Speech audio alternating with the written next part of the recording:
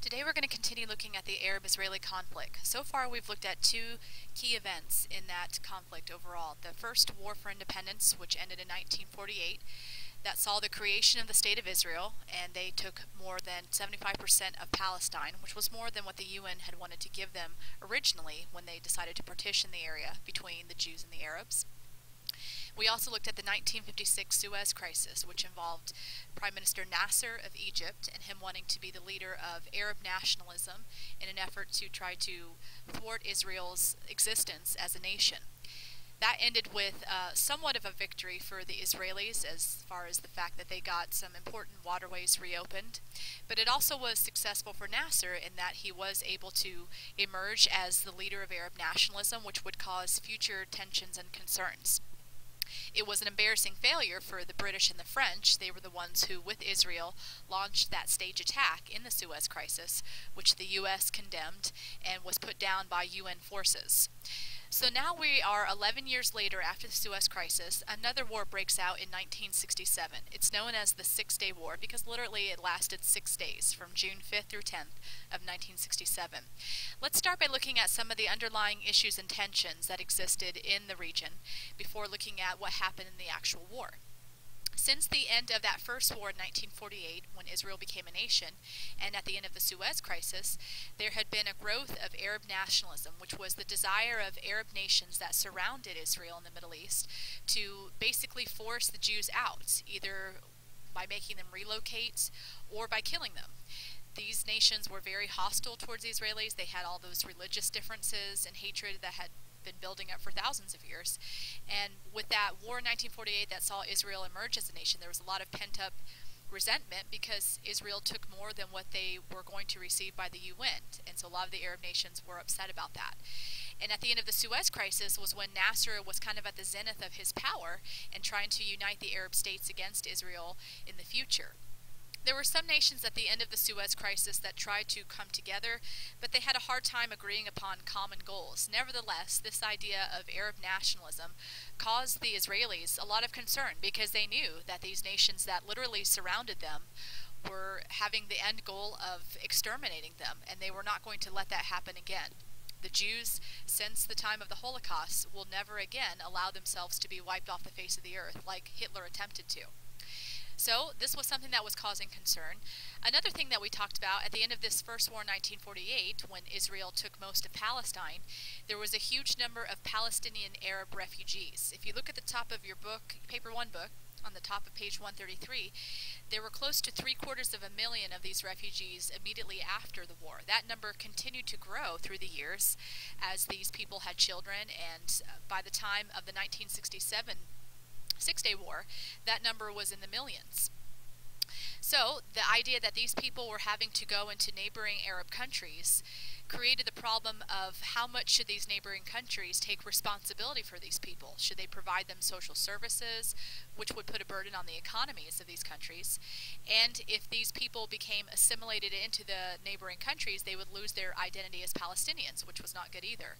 So with that, there were the creation of several different groups that were supposed to represent the concerns and the goals of these Palestinian Arabs, which was for them to regain their land and to kick out the Jews. So this kind of feeds into this next main issue, the idea that Israel was becoming more and more perceptive and fearful of their security in the region. They knew that there were enemies surrounding them, and with the Arab nationalism prompting these groups to represent Palestinian Arabs growing, the Israelis were more and more concerned that they were going to be attacked, and therefore they were willing to take matters into their own hands to launch preemptive strikes if necessary. After the Suez Crisis, there were also UN forces that had remained in the region, specifically in the Sinai Peninsula, which separates Egypt from Israel. And with these troops still there, they had kept peace, relatively, since the end of the 1956 Suez Crisis. However, one thing that you'll see is that these UN forces are demanded to leave by President Nasser of Egypt, which creates a lot of tension. So these would be what I would say were the underlying issues and tensions ever since the First War and the Suez Crisis that continued to grow and become problematic for the region. Most of the events leading up to the 1967 Six-Day War were concentrated in the year and a half before it broke out on June 5th. However, you can see that the year after the Suez Crisis, there was a group created called Fatah, which you can see on page 133. It was a Palestinian guerrilla organization. And we've already discussed with the Suez Crisis the Fedayins, which were guerrilla resistance fighters of Palestinians, and they had caused a lot of concerns leading up to the Suez Crisis. But now there's actually an organization of Palestinian guerrilla fighters. And then about 9 years later, there was a political organization formed, which still exists today, called the Palestinian Liberation Organization. And it's represented by these letters, PLO. And so with these two groups forming and becoming organized, obviously you can see how the Israelis would be concerned that they know that these groups are taking steps, both politically and militarily, to launch against them. In February of 1966, the neighboring country of Syria had a change in their government. They saw a political party come to power which was much more hostile to Israel, and therefore several outright clashes broke out between the Israelis and the Syrians. There was one in August of 1966 and one in April of 1967. And so just with this government change of the neighboring country, that led to increased violence between Israel and Syria. Along with that, Egypt, knowing what we know about Nasser and how he wanted to be the leader of Arab nationalism, decided to make defense pacts with these two neighboring countries of Israel, Syria in 1966 and the country of Jordan in 1967. Both of them are on the northern and eastern border of Israel. So obviously Israel sees that there's rising hatred and an attempt at coordinated efforts against them. So you can see that as these events get closer to the outbreak of war, Israel more and more is going to be convinced that they need to take matters into their own hands for their own security. On May 13th of 1967, there was a supposed report from the Soviet Union that told Nasser that Israel was going to attack Syria. Now, this report was completely false. Nobody really knows how the report originated. But nevertheless, Nasser believed it, and he began sending in 100,000 troops to the Sinai Peninsula. And that's the location where these UN forces already were since the end of the Suez Crisis. He sent the troops in and demanded that the UNEF forces leave. Obviously, the Israelis would not be comfortable with this because these UN forces had kept the peace since 1956, and without them there would be no buffer zone between Egypt and Israel. About a week later, Nasser then makes another bold statement, just like when he nationalized the Suez Canal in 1956. He once again closed this body of water, which had been reopened after the Suez Crisis and was promised by the UN that Israel would have free access.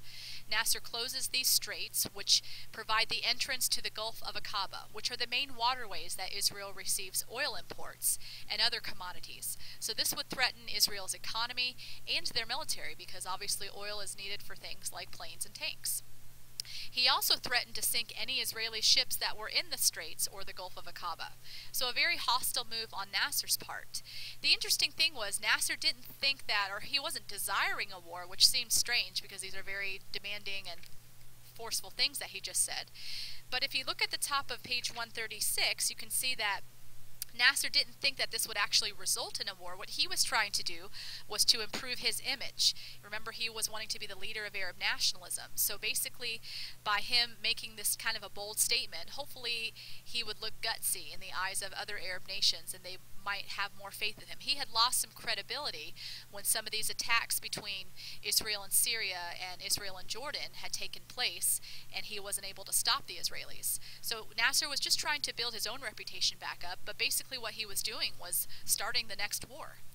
From late May to early June of 1967, the Israeli government and the military were starting to prepare for war. The Prime Minister of Israel, Levi Eshkol, he was a little bit hesitant about going into another war, and he wanted to make sure that countries like the U.S. would be supportive of him. So he reached out to them, and they basically, our country anyways, told him that he needed to wait a little bit and that we would try to persuade Egypt to stop these kinds of statements and to reopen these waterways. You got to remember that the U.S. was in the midst of the Vietnam War in 1967, so we were a little bit preoccupied with other issues. So therefore, the Israelis decided they just needed to take matters in their own hands and begin the final plans for this attack. So The Minister of Defense, which was Moshe Dayan in Israel, finally got the go-ahead to create the plan to attack Egypt. The plan was approved on June 4th of 1967, and the Israelis attacked the very next day. So now let's look at what actually happened in the course of the Six-Day War. Starting on June 5th, the Israeli Air Force, early in the morning, launches a preemptive strike against the Egyptian Air Force. And within about 3 hours, the Israelis were able to take out most of the Egyptian Air Force. Therefore, they left the Egyptians defenseless when it came to air defense. At the same time, on the same day, the Israeli Air Force also hit airfields in the countries of Syria and Jordan, which were the two countries that had been in this agreement with Egypt.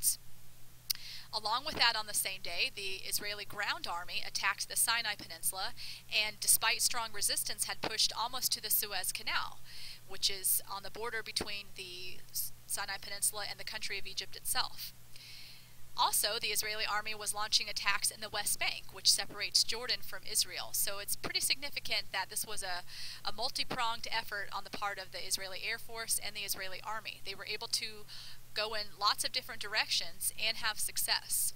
The next day, on June 6th, you can see that finally these three countries got their act together and started a counterattack. But by that time, it was kind of too late because the Israelis had made so much progress and limited the ability of these three countries to launch any type of air assaults.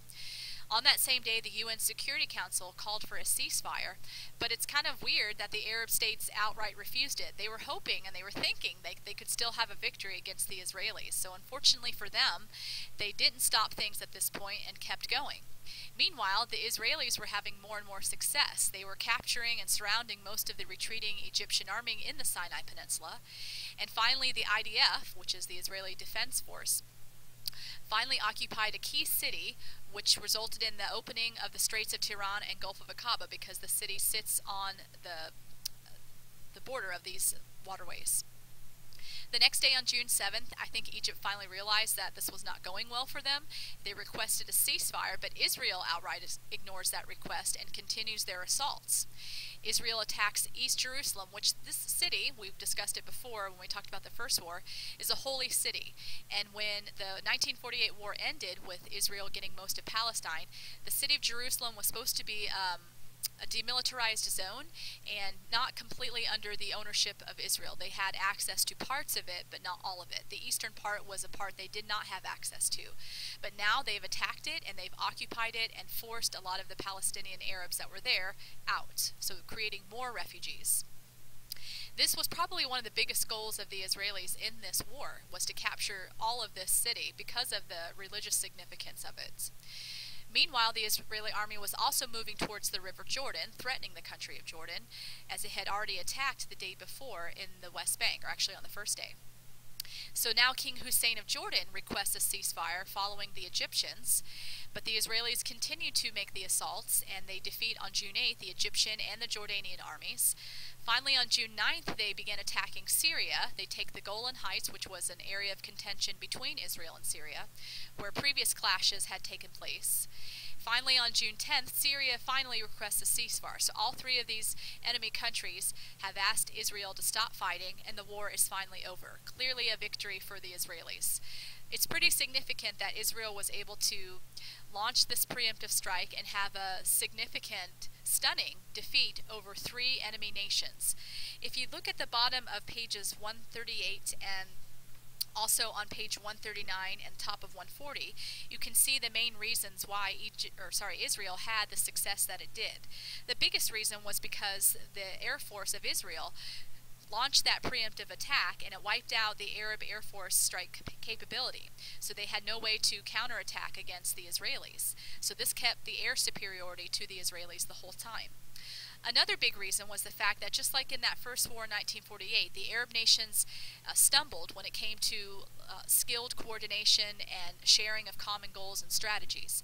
They were not coordinated at all, so that allowed Israel to attack in three separate military actions rather than having to fight a three-front war against Egypt, Syria, and Jordan. Like I said, the Palestinian refugee problem became more and more of an issue. If you look on page 140, you can see how many more Arabs were forced to move out of the occupied territories that Israel now gained, and this would obviously create further problems. If you see the number of casualties right above source G on 140, 18,000 Egyptians had been killed compared to only about 1,000 Israelis.